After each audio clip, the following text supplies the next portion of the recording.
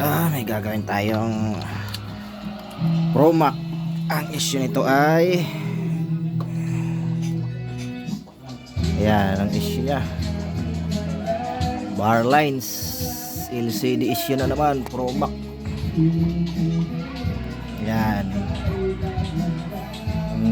Yun o, daming guhit.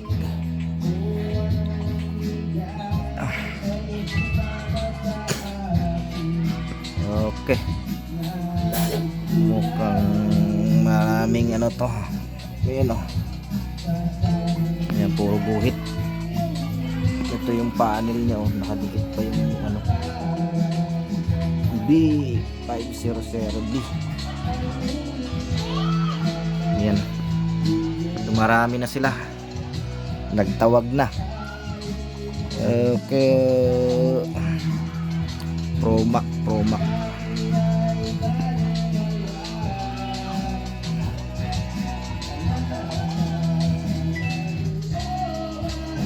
So yan ang gagawin natin.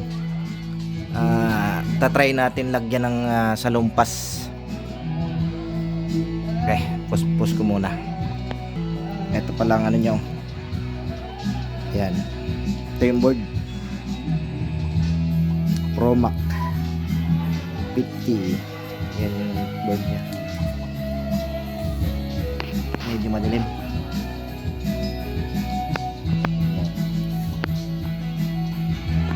So ito na, naglagay tayo ng salumpas dyan. Titingnan natin kung lamig lang ba ito o kailangan talaga ng hilot. Okay, try na natin. Saksak. Ay nako, ayan. Iyon no, ayos talaga, lamig lang pala. So effective yung salumpas na nilagay natin. Yun no, ito yung guhit na yan na ano, kala mo na-reflect yung guhit. Nakapaalam na dito to sa bahay, dinala sa bahay. Pinick up ko pala, pick up and deliver. Yun no, kanina home service, ito naman sa bahay. So yan no, okay, ayos pa oh. So swerte, salumpas lang, hindi na natin kailangan maghilot pa. Ayan o. Okay,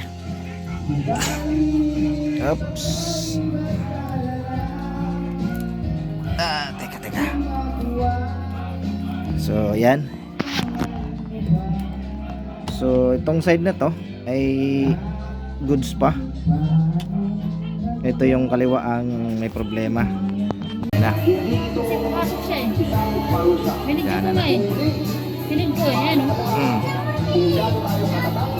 Ini ipampost ko man ini. Ipampost ko ini. Ang laki eh.